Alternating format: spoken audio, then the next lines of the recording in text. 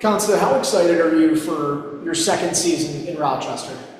Really excited. It's second season here, so I know everything what's going on here. I know coaches and players, so much easier. How would you feel your preseason went in Buffalo? I think I played well. I think whole team played well, and it was like we played as a line with Östi and Wahlberg, so it was much easier because we had like better chemistry there because we know each other before, so it was easier to play with them, and I think we all played well there.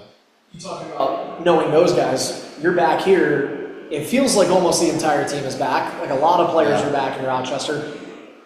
Does that make you more comfortable that it feels like a pretty similar team to last season? Yeah, of course, because we had a good season last year, so many guys came back here, so it's a good thing for the team.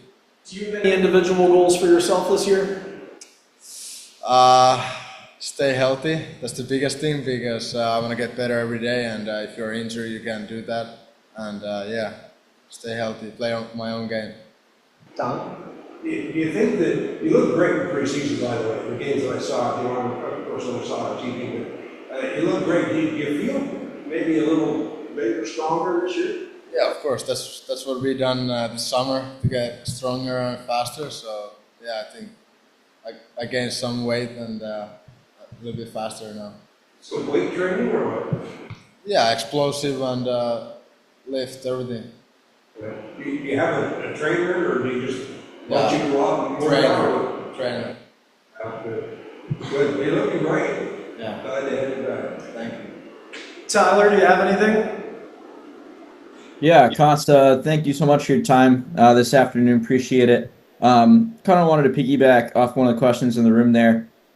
Just wanted to ask you about your experience playing with Zucker and McLeod, I think it was, for the Columbus game. What was it like playing with those guys? Yeah, it was nice to play with them. They're really skilled players and good hockey IQ, so it was easy to play with them, and good players. Also, another moment in that game, you take a penalty late in the third, but Lindy puts his trust in you to go back out there the last couple minutes against Columbus. What was it like to kind of get that trust and that go ahead from Lindy, and walk me through that moment? It was nice that he gave me a chance to get it back. It was stupid penalty, and then he just put me on 6-on-5, so just gotta kill that and move on.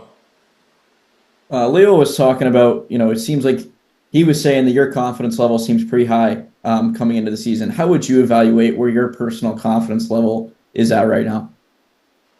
Where is it right now? Yeah. I don't know, higher than last year. It's my second year here, so like I say, I know things here. I know coaches' playing style, and it's in a good way. What do you think? What do you think you can accomplish this season? What do you think your ceiling is? Whether it's points wise, whether it's personal development wise.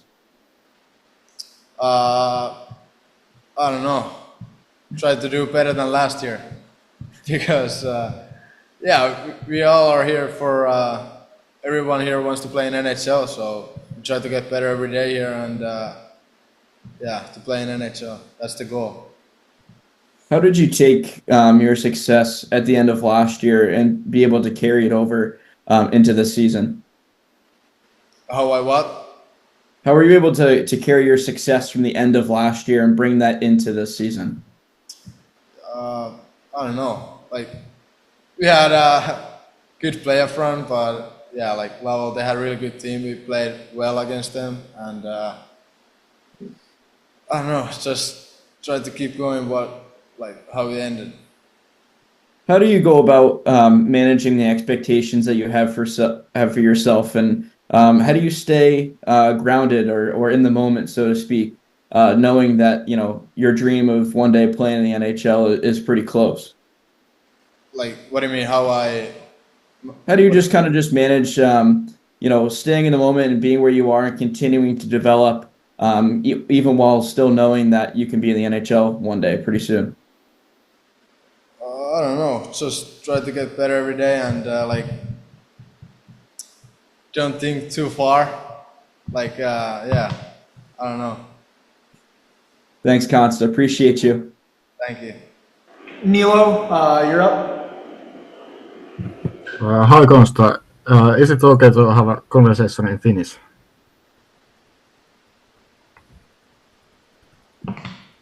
Can we speak Finnish? Otaks Suomessa? Yes. Moro. Jatkoajasta tässä kyselen. Ja miten ensimmäinen kausi Pohjois-Amerikassa sujuu sulla? Kestikö kaukalon kokoon sopeutuminen kauan ja mitkä oli muut tämmöiset suurimmat erot SM-liigaan? No ihan hyvin sujuu, että hetken siinä meni totutella, että uusi tyyli pelata ja on se aika erilaista kuin liigassa, että vähemmän aikaa, kun on pienempi kaukalo ja paljon fyysisempää, että pitää koko ajan hereillä ja sitten kun tulee niitä iltoja, kun ei ole hereillä, niin kyllä se sitten huomaa, että kun on vähemmän aikaa, niin siinä on se isoin ero just, että täällä niin porukka pelaa paljon fyysisemmin ja paljon nopeampaa peliä, että ei ole mitään viivelähtöä ja tämmöistä näin, että pelataan niin kuin luonnollisesti ja sitten niin kuin omalla peliälyllä, että jos on hyvä peliäly, niin pitäisi kyllä pärjätä täällä. Kyllä. No, mitkä tavoitteet sulla on tulevalle kaudelle ja miten sitten pidemmässä tähtäimessä 5 vuoden päästä? No, tulevalle kaudelle, niin kuin mä sanoin tuossa, että koittaa pysyä terveenä ja kehittää joka päivä ja sitä kautta sitten päästään NRissä pelaamaan, että mun mielestä meni kämppi aika hyvin itsellä ja sain niin kuin näytöt sinne, että mitä pystyy tekemään siellä, niin koittaa vaan joka päivä kehittyä ja sitä kautta, mutta 5 vuoden päähän niin totta kai ollaan johtava pelaa NRissä, että pitää vaan jatkaa samaa mallia eikä miettiä liikaa sitten eteenpäin. Kyllä. No, mitä ominaisuuksia pyrit viime kaudella kehittämään eniten ja jatkuuko nämä samat vai onko alkavalle kaudelle uudet prioriteetit? No, koitin just sitä, että kun on vähemmän tilaa ja aikaa, niin sitten niin kiekon suojaamista, että sehän on aika tärkeää siinä, että pysyy kiekossa ja sitä kautta pystyy tekemään sitä omaa juttua, että kiekollinen pelaa niin, ja se kiekko on niin aika vaikea pelata omilla vahvuuksilla ja sitä pitää jäi kehittää, että vähemmän aikaa siellä NRissä on sitten kuin täällä vielä, että siitä ja sitten totta kai nopeutta, että kun on nopea peli, niin jos olet nopea, saat vähän enemmän aikaa ja sitä kautta niin kuin enemmän aikaa tehdä niitä ratkaisuja. Kyllä. No, kuinka vahvasti tuo NHL-unelma on läsnä päivittäisessä tekemisessä? Onko se vain semmoinen motivaattori vai mietitkö sitä sitten enemmänkin? Ai mitä sanoit alkuun? Että kuinka vahvasti NHL-unelma on läsnä päivittäisessä tekemisessä? Ai, kuin läsnä se on? Niin. No kyllähän se on, että eihän se ole täällä kun yksi puhelinsoitto, niin siinä on, jos näyttää täällä, niin kuin, että pystyy niin kuin pelaamaan. Että, niin kuin mä sanoin, että pitää vaan koittaa kehittyä joka päivä ja sitten kun saa paikan näyttää siellä, niin sitten pitää olla valmis. Mutta jos ei täälläkään pysty tekemään omaa juttua, niin ei sitten kyllä NRissäkään pysty. Että pitää täällä näyttää, että pystyy dominoimaan täällä ja pystyy olemaan voittava pelaa joukkueelle ja että coachi pystyy luottamaan sinuun, niin ei nyt turhaan mieti sitä, että koittaa olla hyvä joukkue pelaa täällä, niin eiköhän kaikki sitten tule aikana. Kyllä. No, Mikkeli ja New York on aika erilaiset paikat, niin miten sä oot sopeutunut Pohjois-Amerikkaan kaukalon ulkopuolella? Mitkä on semmoiset suurimmat kulttuurierot ja kaipaatko jotain viimeisiltä liigakausilta? No, kyllähän tämä on aika kulttuuria, että just niin kuin, täällä käydään paljon enemmän illallisella, että se on niin kuin se ateria ja sen jälkeen yleensä syödä iltapalaa, mutta kyllä mä oon koittanut, just kun ollaan tuo reissussa, niin siellä yleensä käydään joukkojen kanssa syömässä iso illallinen ja sen jälkeen ei enää ruokaa, että välillä kyllä on nälkä vielä, kun pitäisi mennä nukkuun, mutta toinen on ehkä isoin ero ja no, tippaaminen täällä, että sitä ei Suomessa ole, niin se on kans niinku noin 2 asiaa. Joo, no sitten vielä, että viime kaudella siellä ei ollut suomalaisia joukkuekavereita sulla, niin keiden kanssa sä vitit aikaa siellä? Oliko esimerkiksi ruotsalaiset sitten niin kuin vähän lähempänä vai oliko kaikki ihan yhtä ulkomaalaisia sulla? No, niin ei ole suomalaisia, niin sitten ruottalaista on lähimpänä niin sitä samaa kulttuuria, vähän samanlaista porukkaa, että ei ole niin ykköskieli englanti, niin niiden kanssa oli. Ja sitten täällä oli Tyler Tullia, niin sen kanssa hengattiin paljon. Sitten se päästettiin pois täältä. Sitten tuli toi Joshua, että sen kanssa se niin kuin, otti sitten siipi alle ja sen kanssa viettiin paljon aikaa, että se on hyvä. Jees, no sitten vielä viimeisenä, että tietysti kaikilla siellä on tavoitteena saada se miljoonan sopimus NHL, niin miten tämä kilpailuasetelma sitten näkyy joukkueen sisällä? Ai miten kilpailuasia näkyy joukkueen sisällä? Niin, kilpailuasetelma.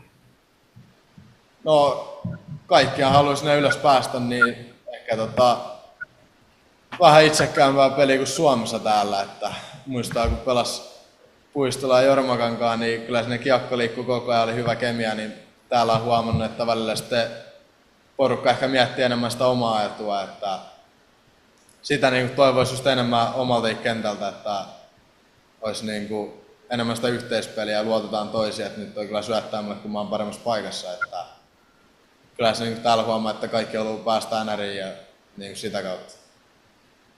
Jees, kiitos paljon, siinä kaikki. Kiitos.